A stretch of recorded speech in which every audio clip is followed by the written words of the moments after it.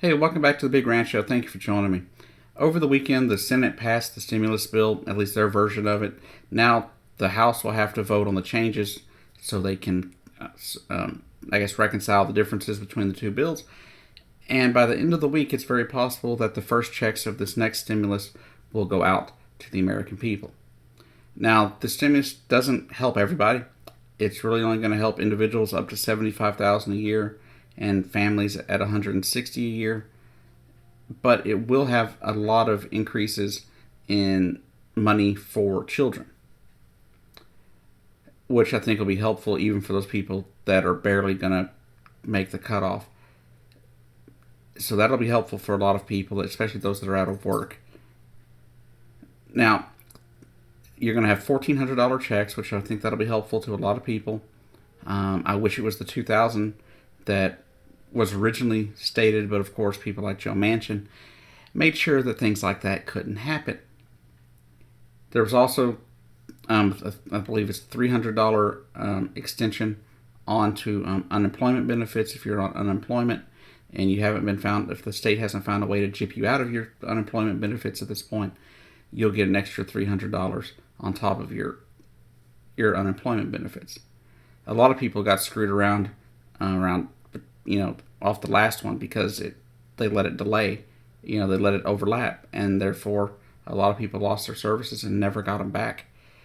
Among other things that states are doing, like in Oklahoma, you've got people who applied last summer for unemployment who never even got an option to get unemployment.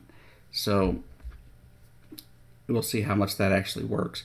It helps states with vaccine distribution. I think there's 14 billion in the thing for that, and it's going to help shore up federal pensions and things like that as well to help those people out who have been furloughed or not able to work, and will be coming back to work as the economy starts moving and as the virus starts trending downward some more. In the end of the day, it finally got passed. The problem is there was not one Republican vote. Republicans convinced people, conservatives like Joe Manchin, to make changes to push the Democratic Party, into a different direction, to limit who gets the payments, to limit the amount given to people on unemployment and things like that. But they forced these changes, they demanded these changes, and yet they didn't vote on it. Every single Republican in the Senate voted no, even with all their demands. So my question is this: why do the Democrats continue to bow at the feet of the Republican Party when they are in control of the Senate? The fact is, the Democratic Party are cowards. They have no backbone. They cannot stand up to the GOP. I understand that you have to work with the people in your party. And if you have these little fake, moderate Democrats that are more Republican than they are Democrat in your party, then you've got to work with them. That I understand. But why do we keep bowing at the feet of the GOP in order to get things done? It doesn't need to happen. There's no reason for us to be sitting here pussyfooting around and not getting things done. Unfortunately, that's the way of the Democratic Party. Bow at the feet of the Republicans and then tell everybody, oh, it wasn't our fault, when they don't get something done.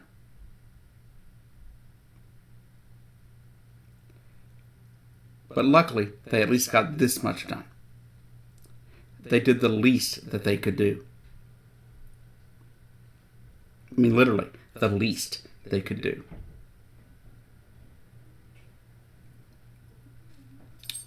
But for millions of Americans, this money is needed. The help is needed, and they need to get the money out there for to get the COVID vaccine, distributed properly and to enough people. Speaking of the COVID vaccine, we've got some good news going there. It looks like we're on track to actually have most Americans vaccinated by May, June. That's what makes the stuff going on in Texas absolutely ridiculous, when they could have waited till May or June to reopen, and everything probably would have been fine. We're looking at herd immunity by August. So really rushing opening doesn't make any sense. We're really right there on the cusp of being able to have this thing beat back. But it hasn't stopped people from lying about the COVID bill. You had Ted Cruz literally sit on the Senate floor and lie directly, not only to the people in the Senate, but to the people watching around the country. He claimed that illegal aliens and undocumented workers would be able to get this money. And the fact is, that's just a bold-faced lie, and he knew it. There are reasons why these people can't get these checks. One, you have to have a social security number. And the only way that somebody that's undocumented would have a social security number is if they had stolen it. Therefore, they would be risking themselves, right? They would be risking their chances of being here because they'd be caught committing a crime, a felony. And so they wouldn't even have a chance to stay here. So those people aren't going to be doing that as often as you would think. But two, the only people in a undocumented family's or person's home that would be getting money would be money for the children that do have social security numbers. That would be the only way that money would be going into those homes. And the thing is, we are supposed to take care of all American citizens, regardless of who their parents are.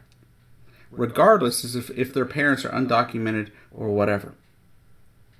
So that's really a moot point, isn't it? But the Republicans will do nothing to help, yet they'll sit there and lie about the help that's coming. If the Republicans would have had their complete and utter input here and we did everything they wanted, guess what? You'd be getting like a $200 check. Because yes, I saw Republicans talking as low as $200. Tell me again how the Republican Party gives a damn about you. They don't. They just don't. The Republican Party, they don't give a damn about anybody in the working class. They care about billionaires and millionaires, and they don't care about a damn body else. And they prove it right here. Because there is literally nothing in this bill that wasn't in previous bills for the COVID relief. On bills that we've passed, unified, like 97-3 and stuff like that. But because it was put forth by a Democratic president and pushed by a democratically controlled House and Senate, they refused to work on it. And then they claim that Democrats were being undemocratic.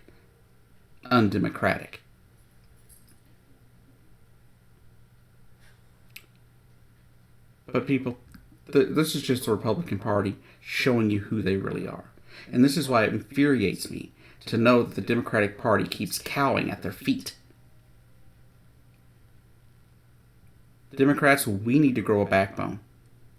We finally need to stand up and take account for what we are in control of.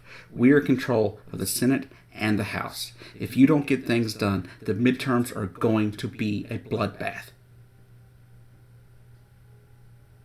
Anyways, thank you for watching.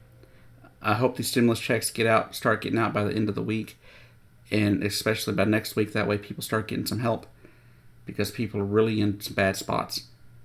So please, call your congressman, and in the House if they haven't voted, they're going to vote tomorrow. Maybe give them an email or something to encourage them to go ahead and vote for it, because it looks like it's going to go right down on party lines. And we'll see what happens. But it should pass. Joe Biden should have it on his desk by tomorrow afternoon. And the check should start coming out as early as 3 or 4 days after he signs that check or signs that bill. Anyways, thanks for watching.